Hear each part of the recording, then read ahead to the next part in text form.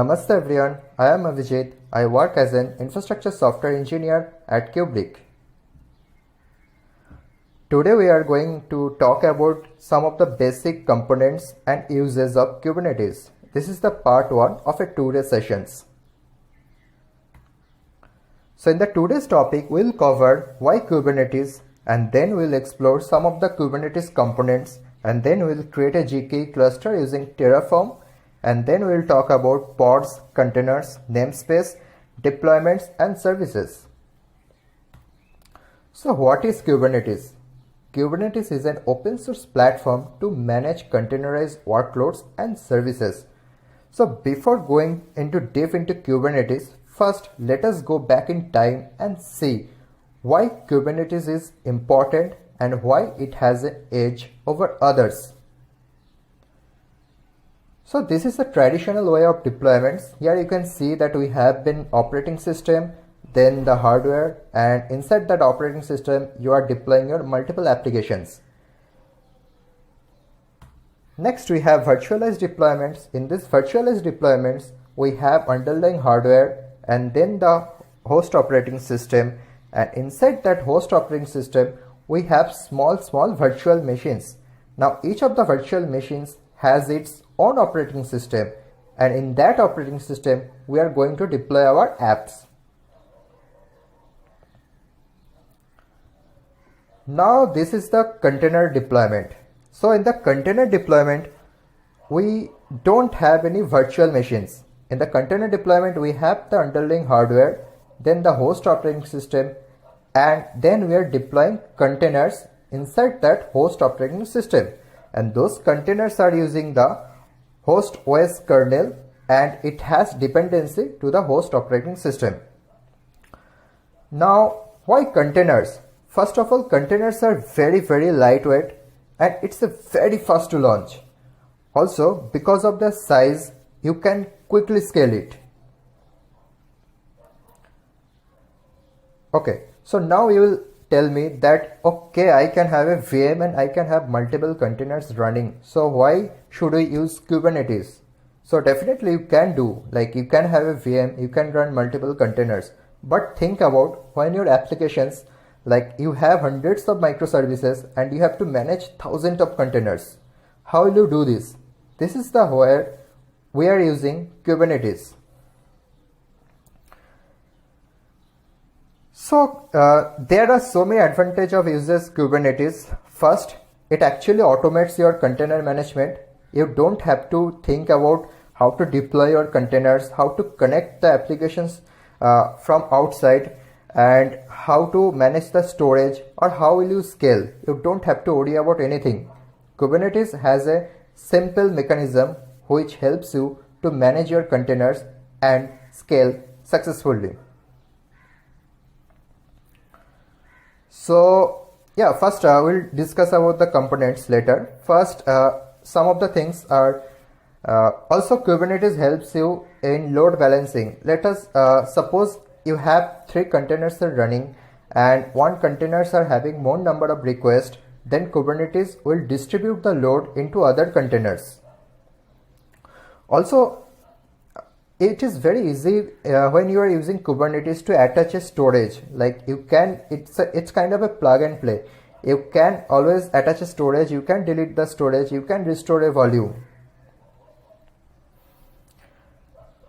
Also, rollout and rollback is very easy in Kubernetes.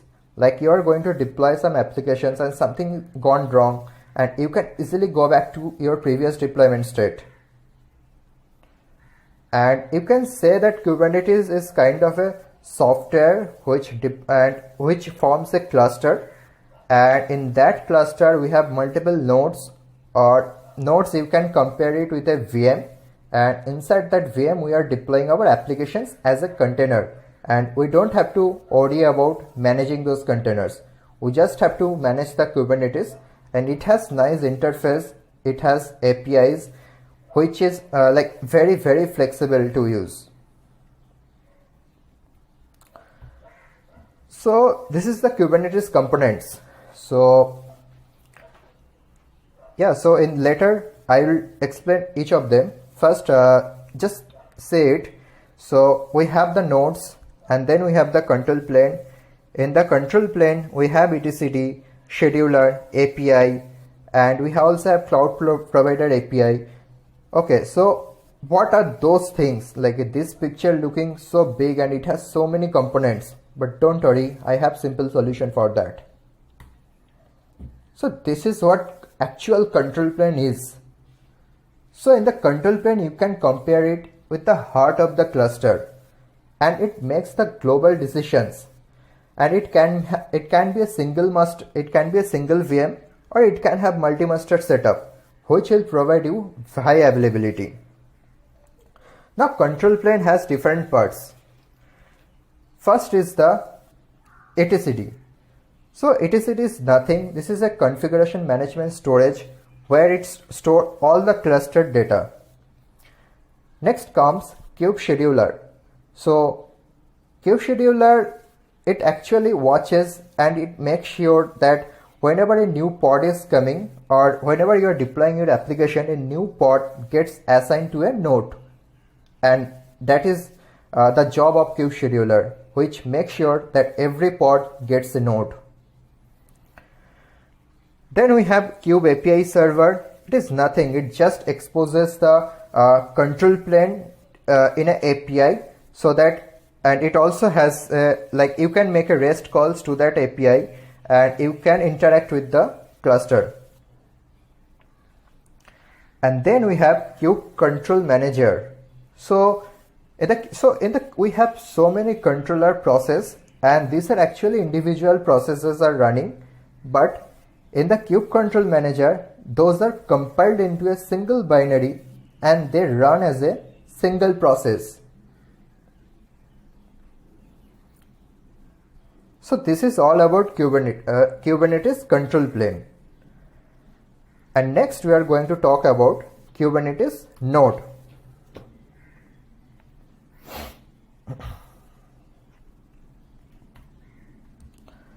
So this is a node. Node is nothing, like as I said earlier.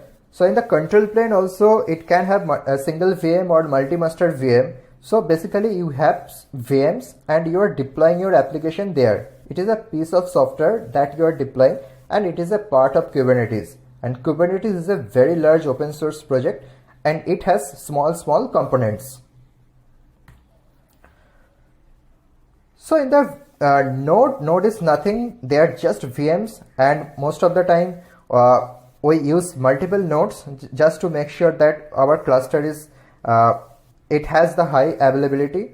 And these are just simple VM which runs the containerized applications. Like in the node, actually the Docker images that you are building, those images are running as a container inside of that node. Like you can say that your applications are running inside of the node. But make sure in the node, so when you are running a node, so in the node it is always the containers are running. So no control plane components are running inside a node, and that's not a recommended way. You should not run any of the control plane components inside of a node. And node also has so many other components. So first is kubelet. So kubelet is nothing, it just makes sure that containers are running in a pod. So what is pod? So pod is a set of containers in a cluster. So let's say one pod can have one container, or one pod can have multiple containers. Next is the kubeproxy. So kubeproxy takes care of network proxy, and it is mostly responsible for network operations, and I will talk about kubeproxy later. Then the container runtime. So this container runtime is responsible for running the containers. Like you are deploying an image and you are trying to deploy your pods and you want your application to be up and running, but someone has to take care of the containers, right? I mean, it has to run. So that is the job of the containers runtime. It actually makes sure that containers are running. And one more thing, in the control plane we also have Cloud Controller Manager. So this is nothing. Since we are also using like in this example we will be using GKE like GCP platform, and you can also use AWS or Azure. So whenever you are using any cloud platform, that time it is required. But when you are using any on-premise or installing in your local system, that time cloud control manager is not required. It has the cloud specific logic only.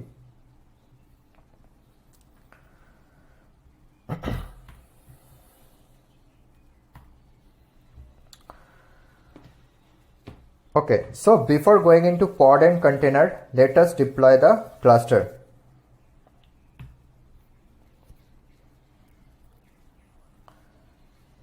I have already added some of the Terraform scripts here.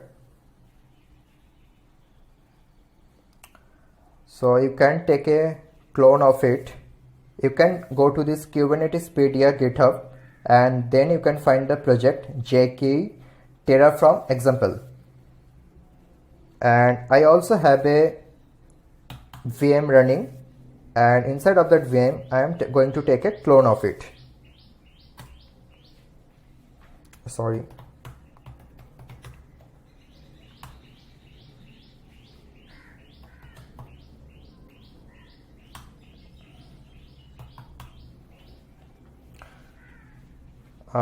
Now it has some of the modules and some variables that I will go through you the code, but I'll just quickly go through it because our this session is more about Kubernetes. So you can see that we have two modules. One is subnet and another one is VPC. So while creating anything in the GCP, so we need a VPC, right? We need VPC, subnet, some of the basic components we need. So here we are going to create a VPC, then we will also create a subnet, and then we will launch our GKE cluster inside of that VPC. So let me show you the code.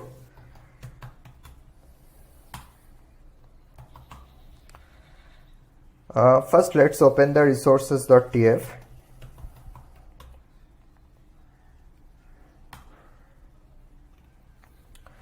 In that resources, we are just using the resource type Google Compute Network, and we are just creating a VPC and giving it a name.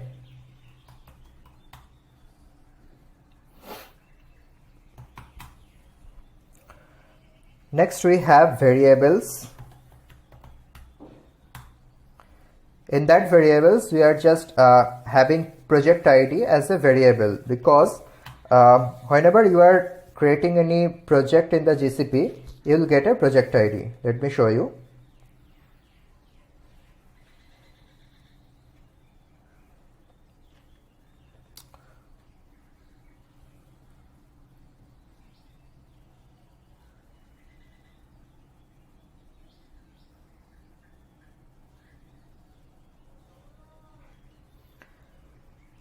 This is my GCP login.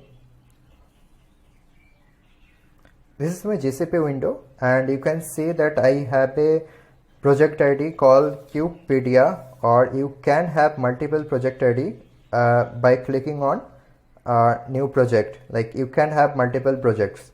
I am using Kubepedia, so this is the project ID we are talking about.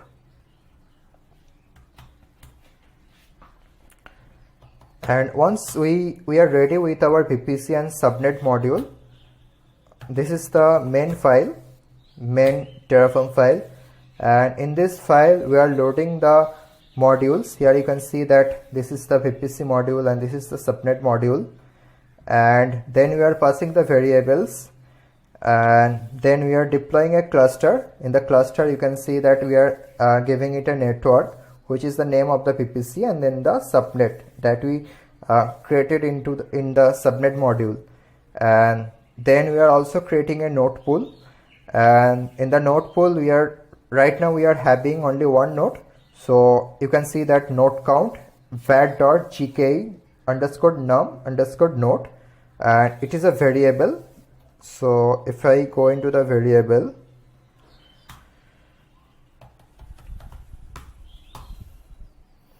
you can see that right now we are having only one node. and we are not having any username and password, but for you this is recommended that you should use the username and password.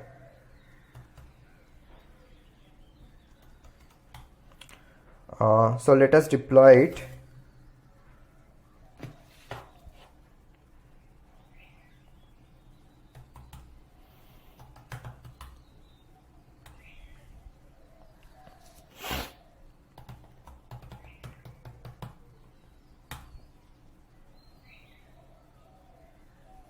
Okay, this is also all right.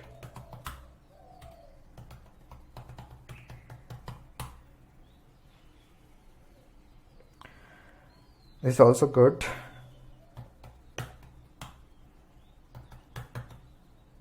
Sorry.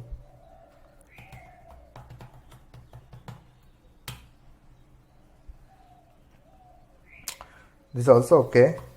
Let us validate. Okay, we are good to go. Let's apply.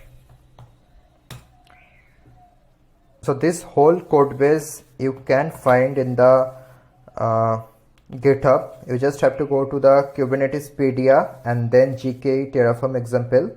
We have all the Terraforms file here, and it will take around 10 to 15 minutes. In the meantime, let us discuss the components once again. Okay, it's already happening.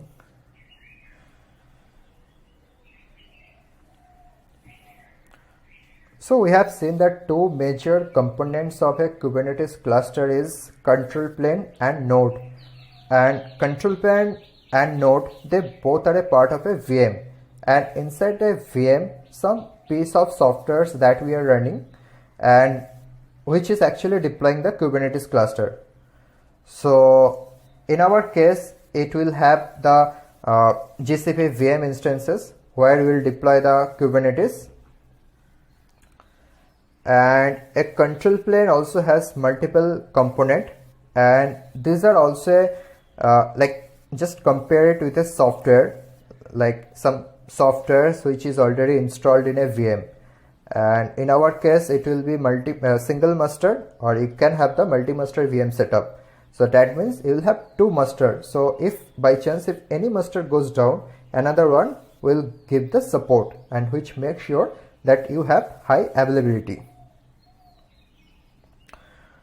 So Kube API server, it exposes a API, and it helps you to talk to the cluster. Like, you can interact with the cluster, you can get to know the state of the cluster, and you can make a REST call, and you can just like, there are some guides to communicate with the Kubernetes cluster.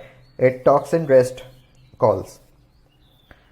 And then etcd. So etcd is basically the storage of the cluster. It stores all the cluster data.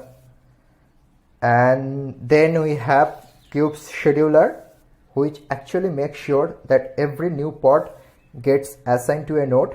And then we have cloud controller manager. Since we are using GCP, so we have it.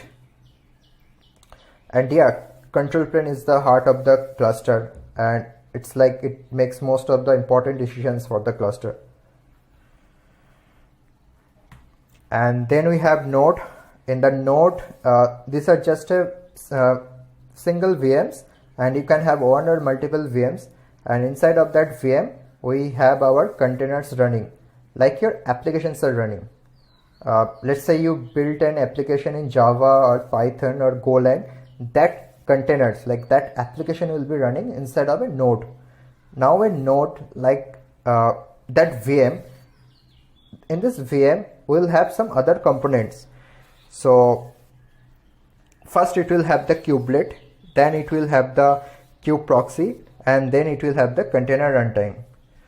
So kubelet is nothing, it just makes sure that containers are running in a pod. Like I told you already that a pod is a set of running containers in the cluster. So a pod should have the running containers.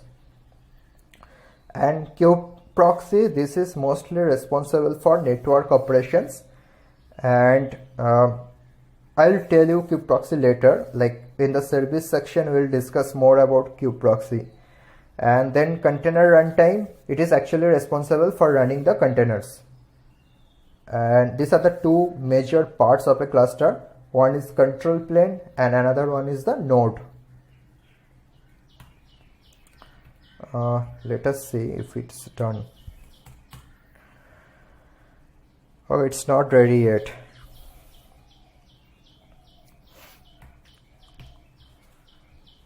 So in the node also, like in the node, you will have the multiple pods, like single, you can have a single pod, like single container pod. So single container pod means one pod will have a one container only, or one pod can multiple containers. Let's say you are building an application for student registration, and for that student registration, like millions of students are going to register in your web application, right? So for that you have let's say 10 pods are running, and each of them are having one containers. Now just think about if you are going to do this in a single VM. First thing is that you have to take care of the resource uses, and like if the VM resource is very high, like I'm talking about the traditional deployment, or think about virtualized deployment as well.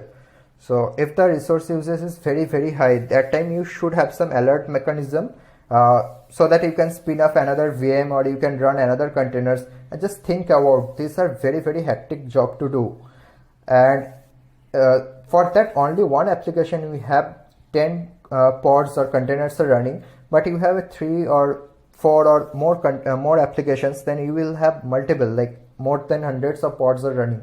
So managing them, it's a very critical job.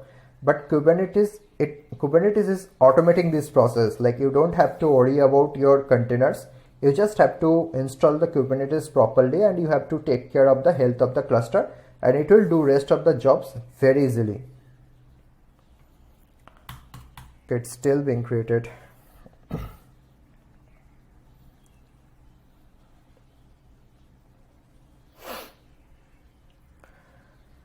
And also let's say like so what Kubernetes does is so first thing is the one is the node autoscaler. So in case let's say for some specific exams, since you are building a student registration, so for any specific exam, let's say your load suddenly increased and lot of students are trying to use your application, and that time Kubernetes will help you to automatically scale your pod and distribute the load. I mean, it will make sure that only one container doesn't get all the requests. So if one container is giving lot of requests, then it will basically spin up more containers. And so simultaneously, when the more containers are occupying a node, just think about node is a VM, and in the VM, let's say you have specified 4 GB RAM or 2 CPU, and let's say you are trying to have like 50 containers, and each of the containers will be using some of the resources. And since a container deployment, it is dependent on the host OS, like it is also using the host kernel. So simultaneously, when the containers are increasing, so load in that system itself will be very high. So Kubernetes will also help you to increase your pods, like increase the number of your pods, and it will also help you to spin up another node.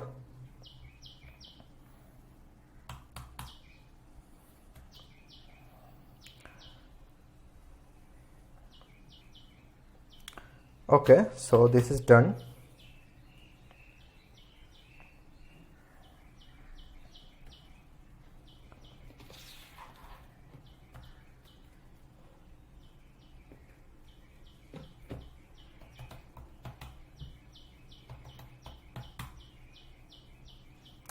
Okay, and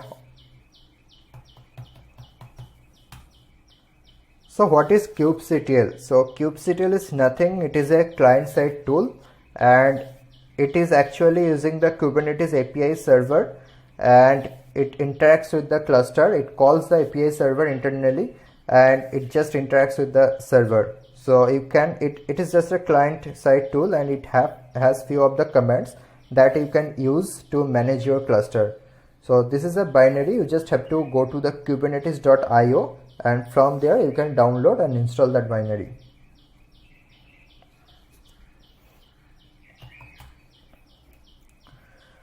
Okay, so let's talk about pods and containers.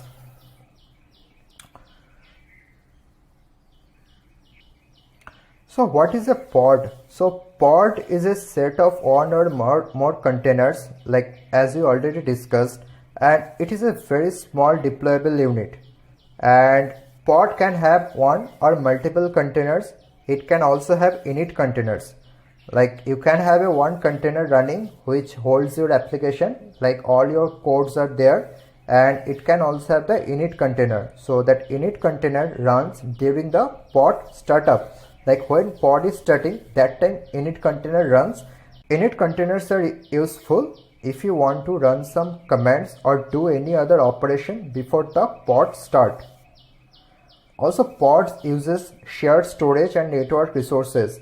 So that means all the containers inside a pod will be using the same storage, and like you can use the volume of one container into another containers if they both belongs to a same pod. And so you don't have to build a pod. When you are doing a deployment, it automatically creates a pod. Now what is a namespace? So namespace is nothing, it just organizes your cluster into virtual subcluster. Let's say you have a big organization and lot of applications you have. Now you can have a small namespaces, and you can deploy specific applications into those namespaces. Let's say for login, when you are using microservices, when you have lot of microservices, let's say for login, for registration, for file upload, you can create different namespaces, and each of the namespace you can have clusters. And so right now we are going to create the cluster, not cluster 9. Right now we are going to create a namespace, and let's give it a name kubeapps.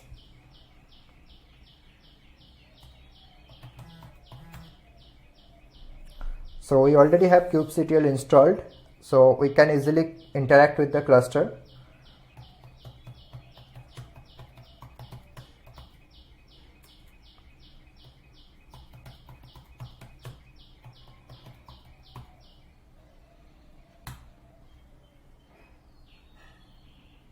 It is creating the namespace.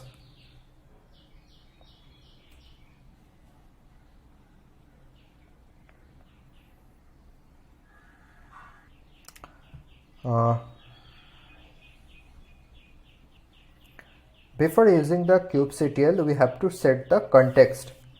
That means, like in your GCP account, let's say you have multiple clusters, but you are using kubectl for any specific cluster, right?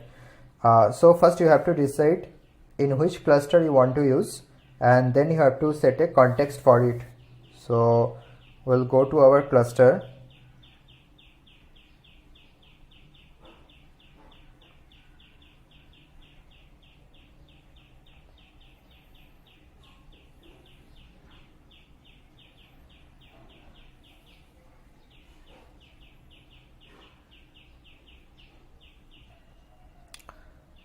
So let us refresh the page.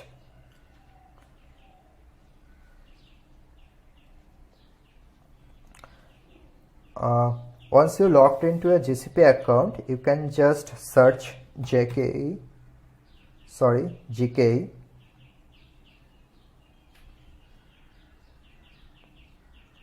You can just search GKE. GKE.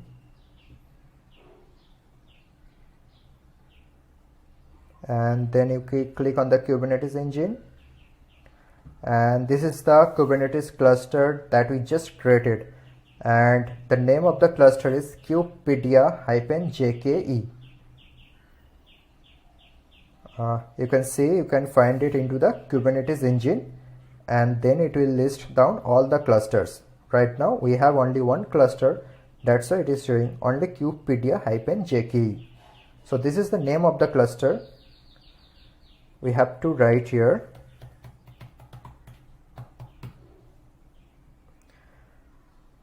And the zone is correct. It's US Central 1. Yeah, US Central 1.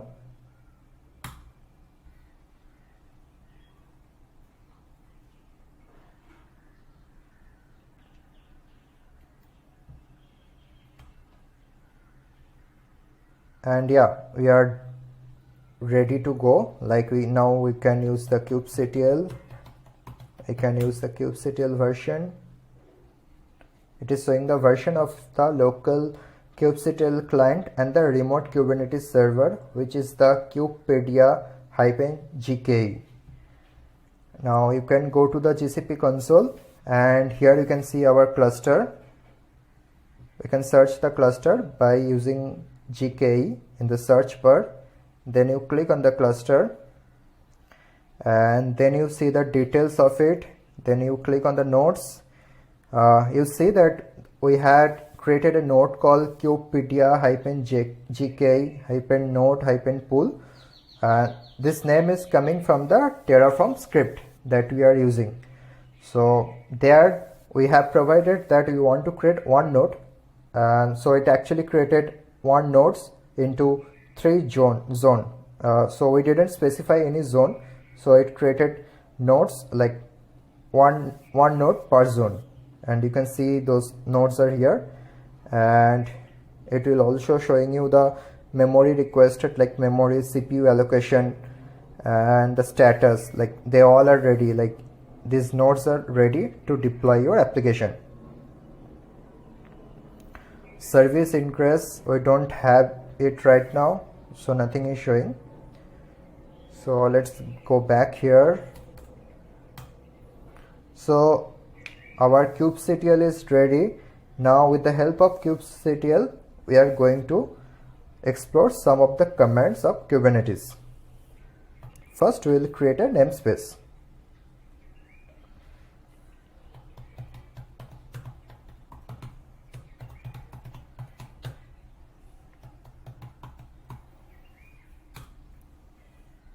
It's created the namespaces.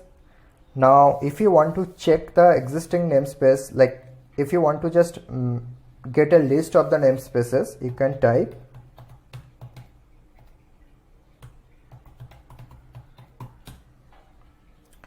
you see it is having all these namespaces.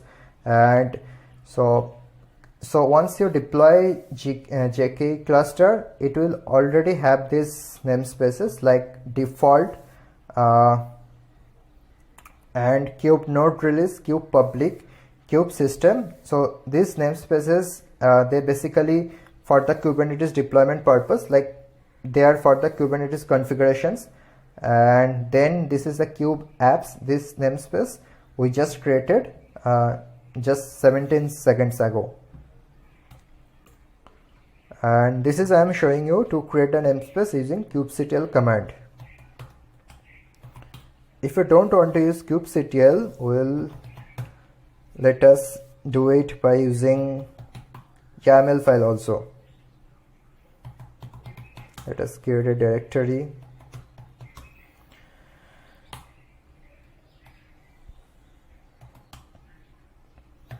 And here we'll create a file called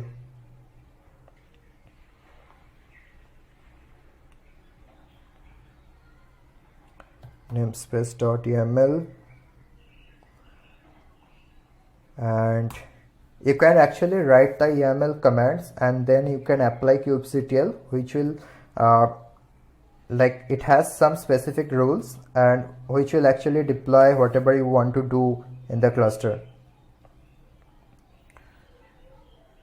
So this is API version, In our case, this is apps beyond, and it actually requires because we are using the Kubernetes latest, so the API version of it will be apps/beyond. Now we have kind.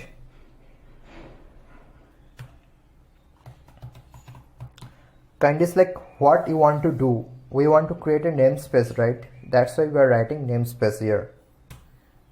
Then we are adding some metadata.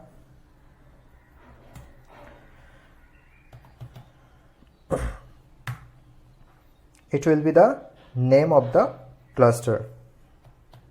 Sorry, name of the namespace. Apps, right?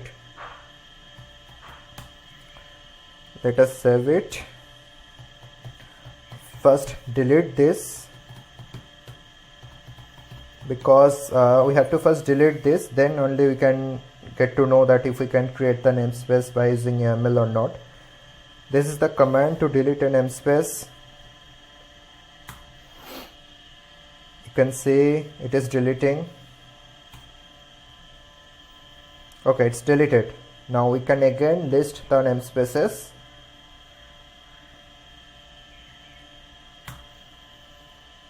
You see, we don't have that kube apps namespace anywhere.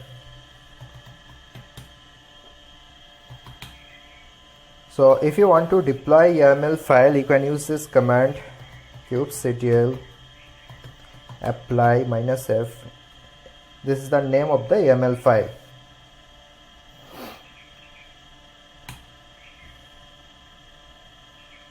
Oops, sorry, we have done some mistake.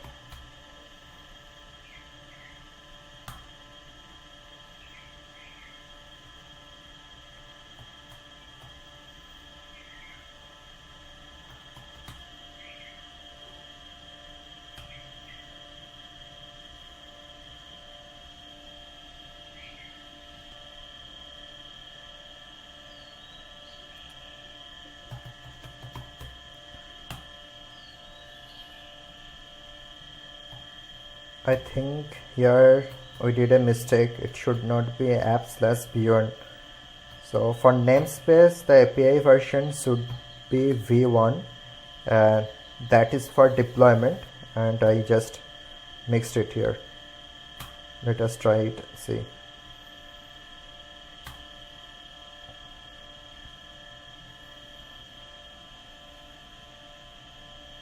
Yeah, we have created our namespace.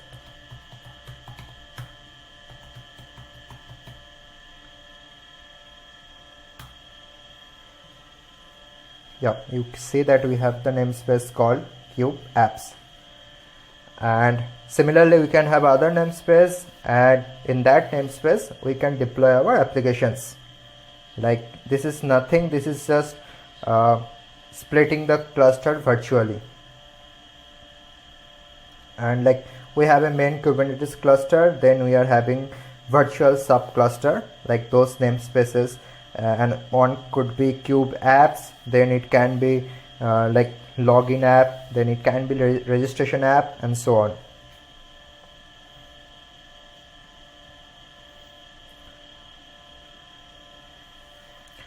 Next is deployment.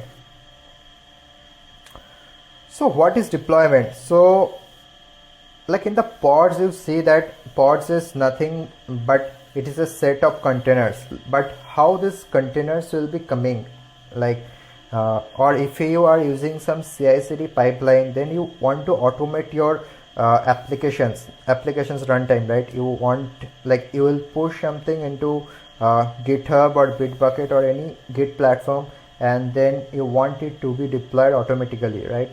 And in that case we are using deployment. So it is just a resource object of Kubernetes, and it actually provides the declarative updates to the application. Let's say we want to have 5 pods running for our application A, and we want to have 3 pods running for our application B. like we have some specific requirements that application A should have the 5 pods running. And how will you do this? Like while doing the deployment, we can actually specify the number of replicas that we want to have in our application. Like number of replicas, it's similar like number of pods. Like it will just create those number of pods. Like if you mention 3, then it will create 3 pods. If you mention 5, it will create 5 pods, and so on. Also, with the help of the deployment, we easily roll out or update the code. Let's say yesterday we have made some changes and some codes are running into the production, but today we are also going to add some more features into it. So you have to update your code, like the code, the image that is already running inside your cluster, which is old. You have to update the new code. Also, yeah, as I just said, that it also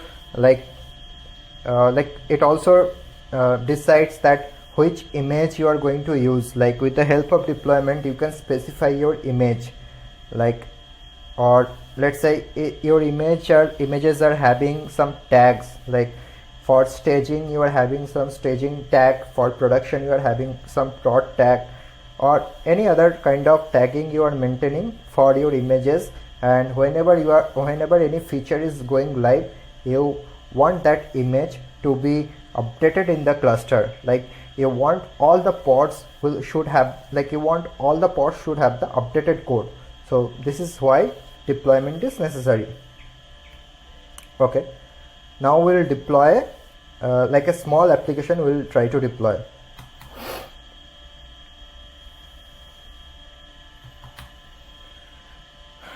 We'll create a file called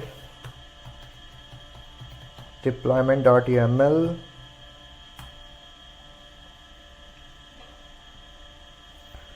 and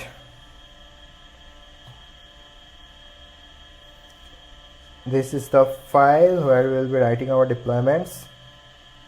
So first we have to write the API version, and here it has to be apps beyond. Like, so API version, as I said that we are using Kubernetes 18, or if you are using earlier versions, then it has to be app v1, beta 1, or some other API versions. Since we are using the latest one, so it has to be app/v1. And what is the kind? Previously the kind was namespace, that because we wanted to create a namespace, but this time we wanted to create a deployment. And so in the Kubernetes workload, if you talk about the Kubernetes workload, it has few workloads. One is the deployment, another one is the stateful set, another one is the daemon set. So I will go through the daemon set, stateful set in next class, but today we are going to do deployment. This is the kind of the deployment. Then we'll add some metadata. So in this example, we are just trying to deploy a simple Nginx pod. It will have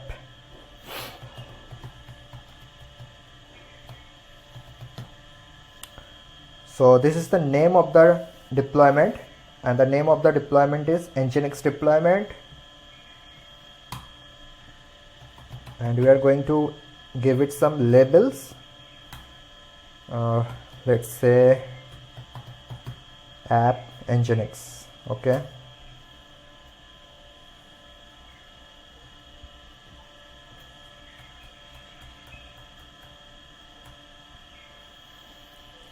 then we have some spec.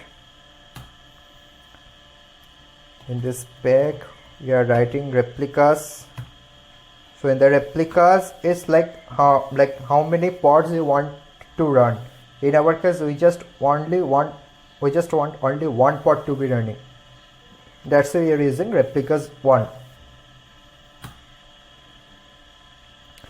Next, you can have a selector. Selector is nothing, just a labeling. So like I'll say, let us first see that how to write the selector.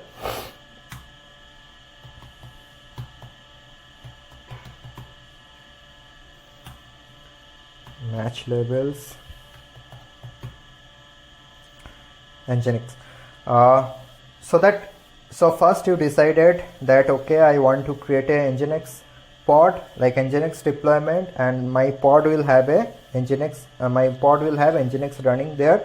And then you created a deployment called Nginx deployment, and then you want only one pod to be running, so you have specified replicas 1.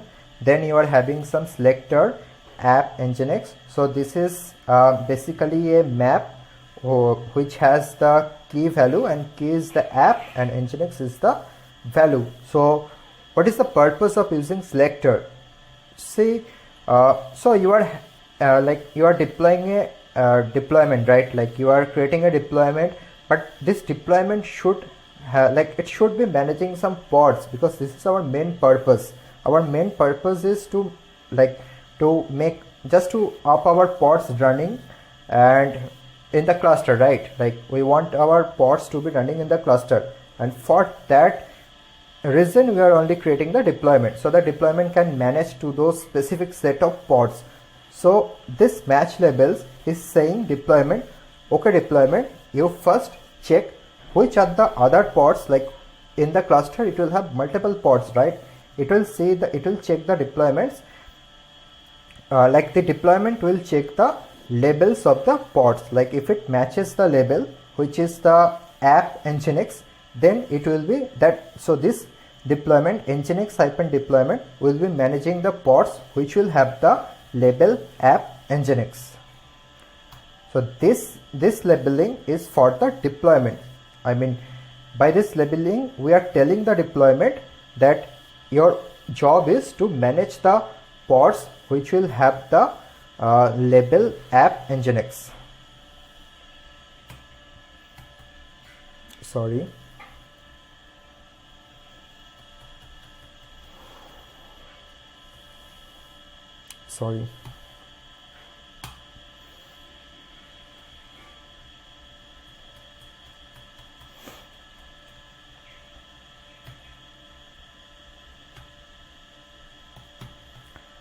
Now we are creating a template.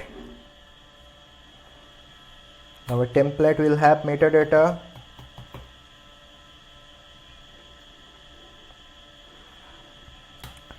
Now this metadata will have labels. Now labels, we know what to do. So this label is basically for the pod label. So all the pods under this deployment will have a label called app Nginx. So just look at it carefully.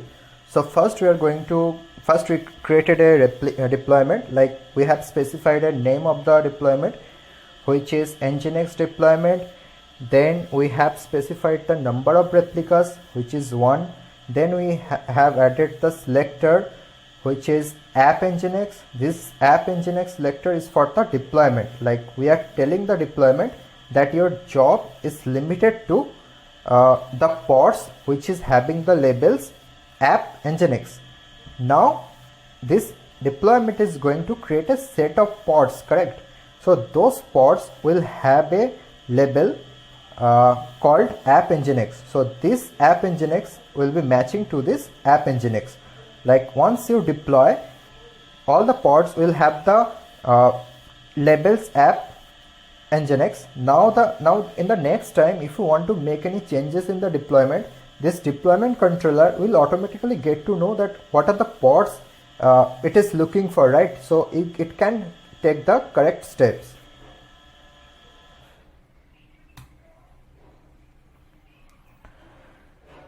Now sorry.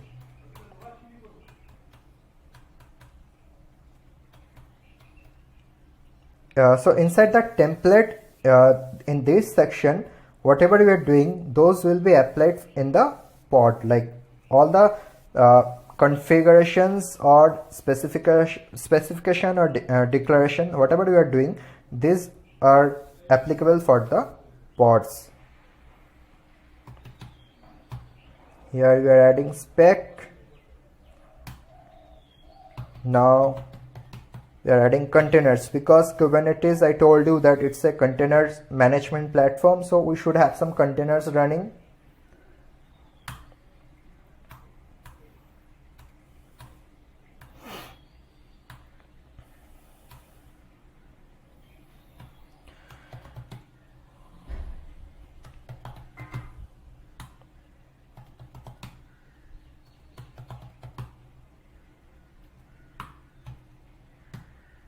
Sorry, let's use us 1.14.2. Let us use this image and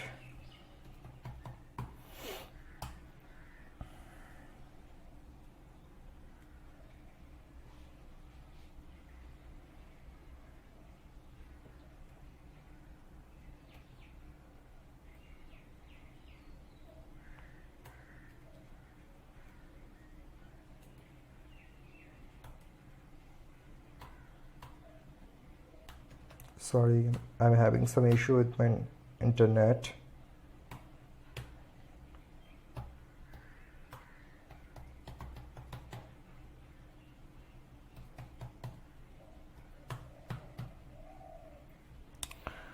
So here we are specifying the containers.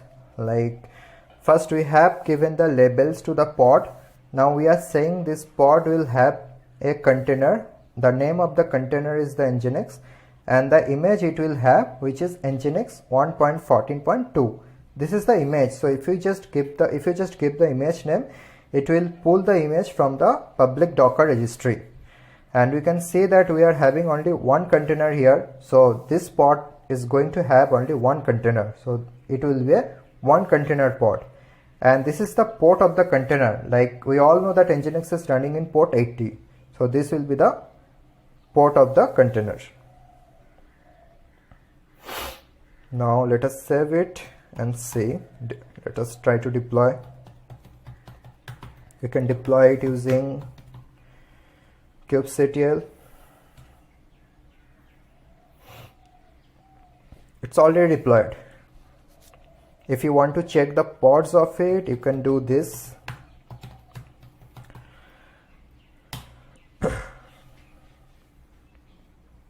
Yeah, so if you just do kubectl get pods, it will list down all the pods. Just notice that here we just mentioned kubectl get pods. So if we don't specify any namespace, by default it will take the default namespace. So this pod got deployed into default namespace. If we want to, like, I'll show you that how to deploy pods into a specific namespace. First, let us describe this pod. Kubectl describe pod. We are not using any namespace, right? Because it got deployed into the default namespace. So it will, if you don't specify any namespace, it will automatically pick the default namespace.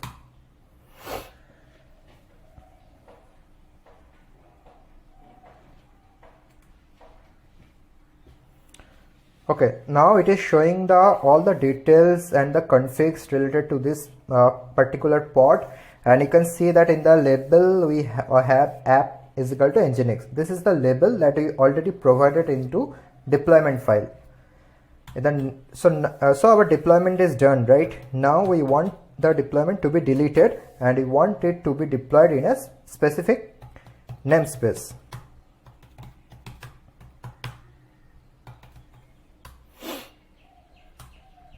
If you do delete -f, it will delete the deployment. Then go to the deployment file once again.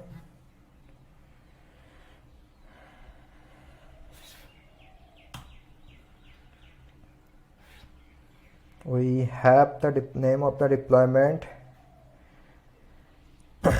Here, let us do namespace equal to kubeapps, because we want the pods to be deployed into kubeapps namespace.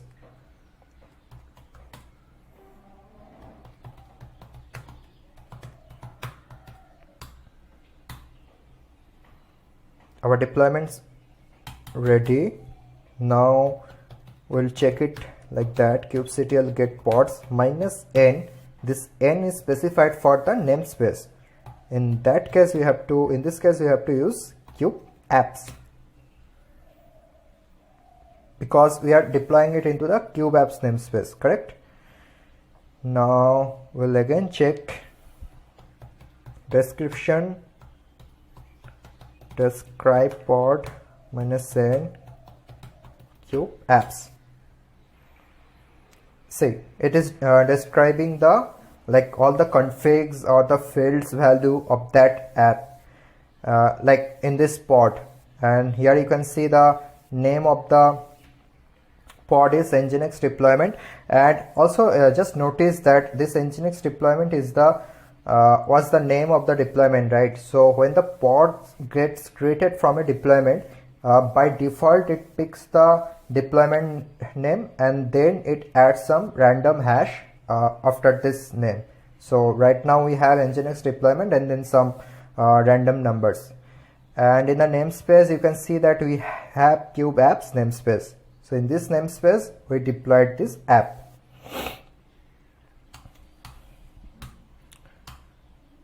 And if you want to also check the logs, you can check the logs here. kubectl logs -f. You need to copy the name of the pods -n kube apps, because this is the namespace. Whatever we are doing, like whatever kubectl commands we are going to use, we have to use -n kube apps, because this is the namespace where we deployed our pod. If we don't use it, it will by default it will try to search into the default and it will not get it. So we will get an error like no pods found.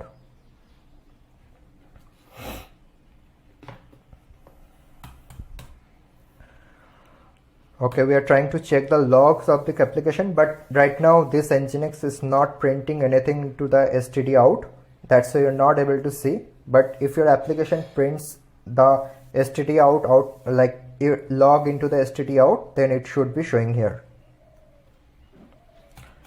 Okay, fair enough. So deployment is done. Now next topic is,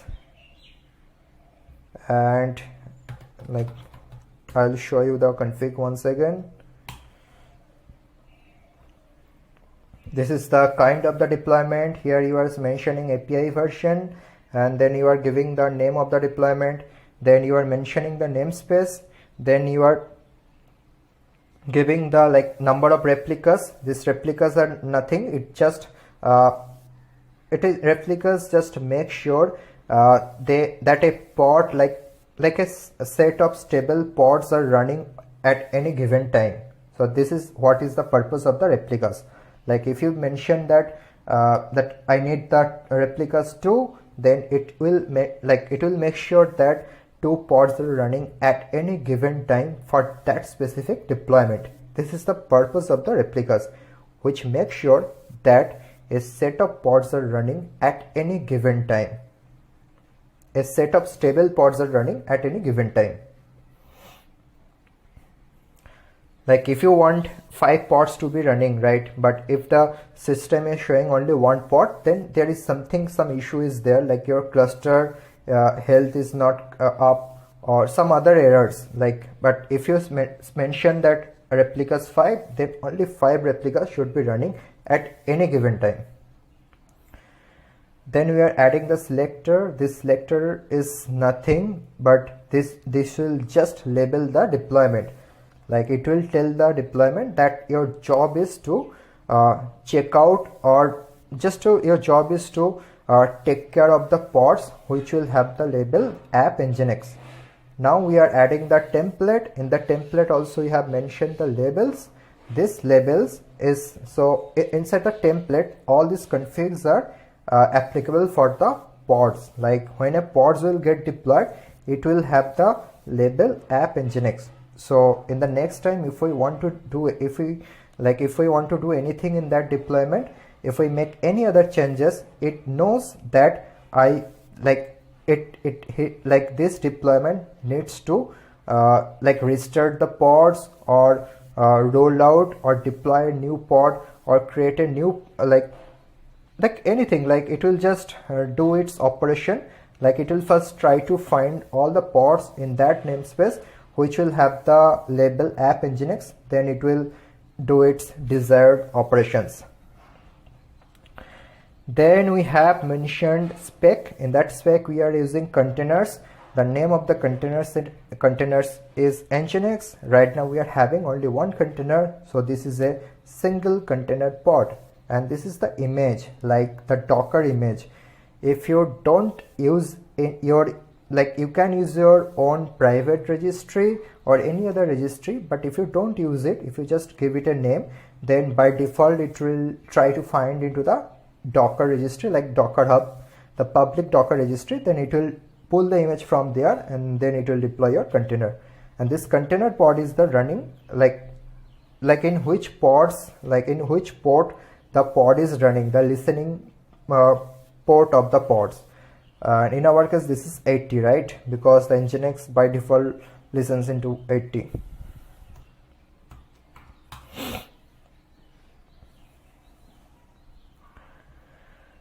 Okay, next we have service. So before going into this image, let us first deploy a service and see that how this service actually works. Like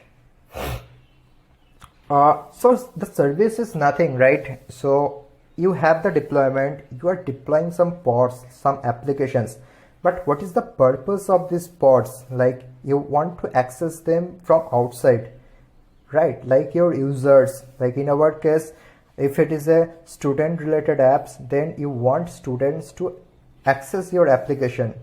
But how will it access? Like the pods are running individually, but it needs something which will forward the request to your pods. So this is what the service comes into play. So similarly we can create a service also. Let us give it a name, service.yaml.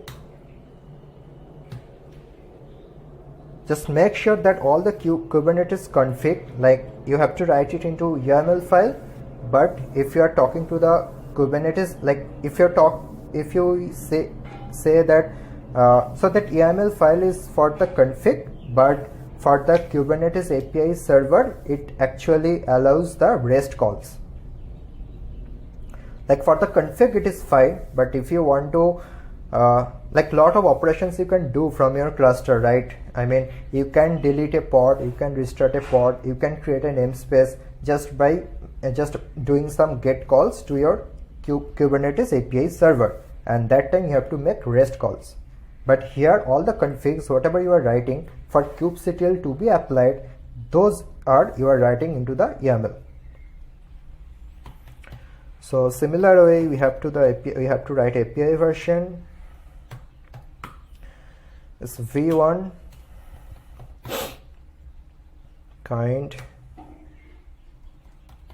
service, and then we'll add some metadata. Let us give it my service. Sorry.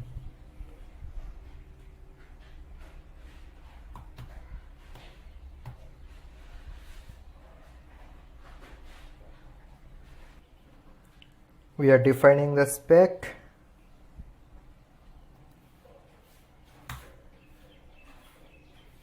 Here we are using the selector.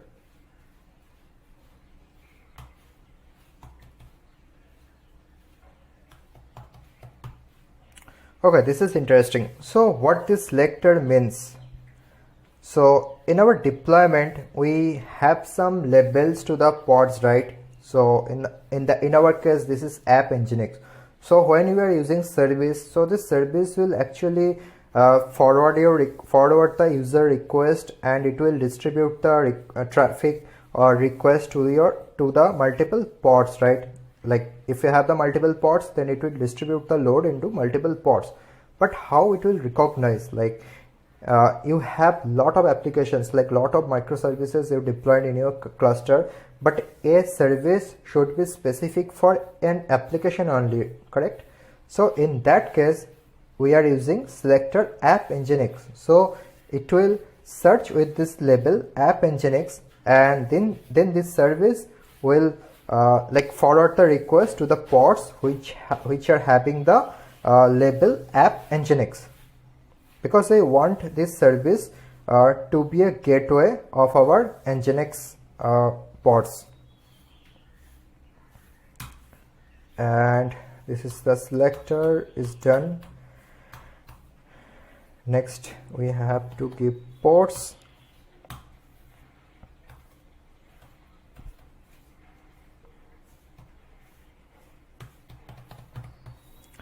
Protocol is TCP, port is 80. So this is the port of the service, not the container port. Like this service will have an endpoint, and in that endpoint like it will have a service like DNS name, and I'll show you that how it actually works. So in that DNS name we have to make a request to the port 80. If you make a request to the port 80 to that DNS name, then it will forward the request to the backend pods. And now we have to give target pods, sorry. In our case the target port is also 80 because those are nginx, and the nginx deployment we have specified the container port 80, right? So this port should be similar to the container port, and this port is the service port. Like this port, like in this port to this service endpoint you will make the request, and that request will be forwarded to the container, and this is a container which is listening on target port. In our case our nginx pods are listening on port 80. Okay, one thing we have to do, like this name we have provided a name is the my service, right? But our nginx pods, they got deployed into a namespace. Also I told you that namespace is like virtual subcluster. So if you want this service to be a gateway for that nginx deployment, like for that nginx pods, then they have to be in the same namespace. So then only this service will be able to find out all the pods running with the label app nginx. So we have to give the namespace name here. We are adding namespace which is kubeapps. Now we are going to deploy it. The similar way will deploy.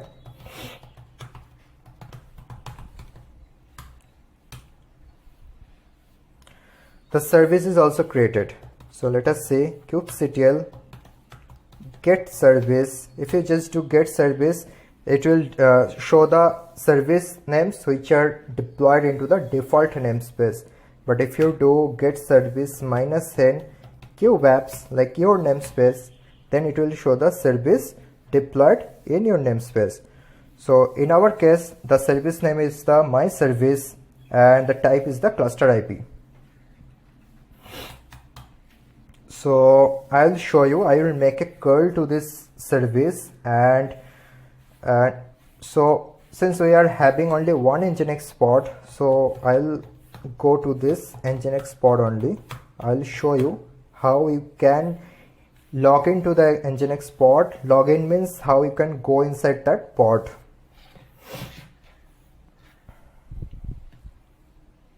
kubectl get pods. This is the namespace. This is the name of the pods. We are copying the name kubectl exec -it, the name of the pods, -n, the name of the namespace which is kubeapps, then /bin/bash. This is the shell. See, we are inside of that pod. So this is the pod, and whatever command we are running which is inside of that pod.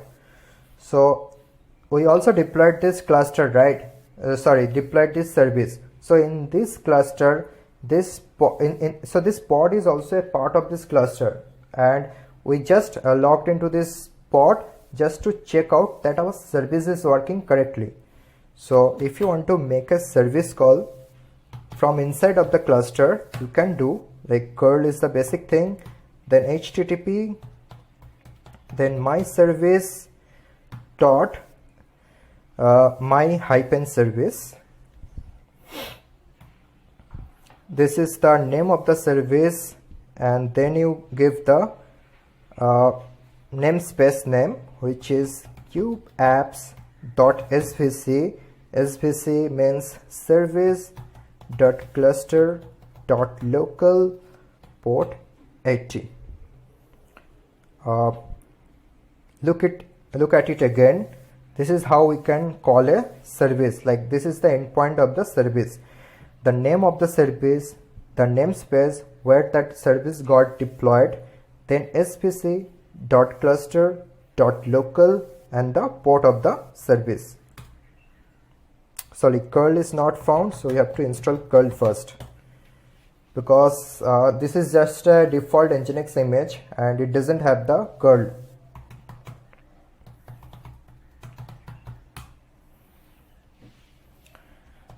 We're installing curl so that you can make the request.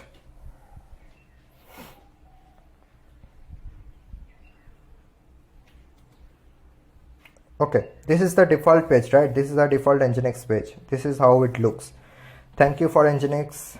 So whenever you are using, like if you just deploy Nginx and you check the default page, this is how it exactly looks.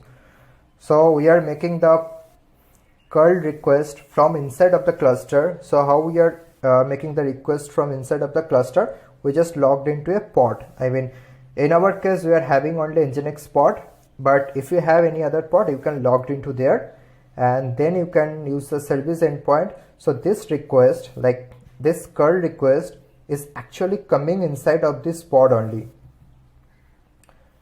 because this service is pointing to that pod, correct? I mean, we are doing the curl inside of that pod, but this request is coming to this pod only. Also, if you want to try to check from other pods, that also you can do, but in our case, since we deployed only one pod, that's why we are trying it. But this should be the expected output if you try it from any other pod. Now if you want to exit, you can write the exit command, and now I will tell about how this service actually works. So whenever like I was showing you, right, like let me show you again, kubectl get pods -n kube apps, and then describe of this pod, kubectl describe pod -n kube apps. So whenever you deploy a pod, Kubernetes gives an IP address to the pods. Now this pod is having the IP address 10.96.4.3, and whenever you are also deploying a service, kubectl get svc, or you can use the service also -n kube apps, it is also giving an IP address to the service. Now you should have a DNS name, right? Like in our example, like just in previous step, we had used a DNS name like my service dot namespace dot svc dot cluster dot local. That's a DNS name, right? We are not using the IP, because IP is the dynamic. I mean, if you just delete this service and if you recreate the service, it will have a different IP. But if you have a DNS name, that is permanent, like it will not be changed easily unless you are doing it intentionally. So whenever you are deploying a pod, Kubernetes is giving the IP address to each pod, and then it is also assigning an IP address to the service. Now let's say we have 3 pods are running, and each of the pods are having some IP addresses, and we have only one service, which is my service running, and this service is load balancing the request to these 3 pods, and this total, like these pods and kube proxy, like this components belongs to a node, like they are just belonging to a simple VM, like simple VM. These are the piece of softwares are deployed there, and these are the pods are running inside of that VM. Probably some pods are running into one VM and into another VM, but they are running in nodes. They are not part of the control plane. And this service is doing the load balancing to this IP address. I mean, this service knows that these are the pods and I need to forward the request to these pods only, because all these pods are having the label app nginx. So it is what it is saying. So once the service gets an IP address from the Kubernetes, it is asking the kubedns. The kubedns is that it basically gives the DNS name that, hey, I got an IP, so can you assign me a DNS? Like, I got an IP, but give me a name. And because it will be helpful for the administrator to use that service by using a name. Now kubedns is saying sure, and it is then assigning a name to this IP address.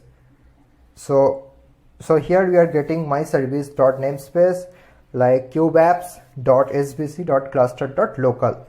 Now I told you the kube proxy in previous slides, like what kube proxy is doing here. It is the network component and it is setting an IP table rules, like this service is forwarding the request to the all these pods, right? But it has to be a round robin, like it has to be distributed evenly. And this kube proxy is just setting up a IP table rules, and it makes sure that all. Okay, so this session is finished, and in the next session we'll be continuing with rest of the topics. Hope you liked the video and you enjoyed this class. And if you really get some time, do visit the kubeik.io, and if you find that we are doing some interesting stuff, just visit our careers page, because we are looking for some awesome people to join our team. Goodbye. See you then.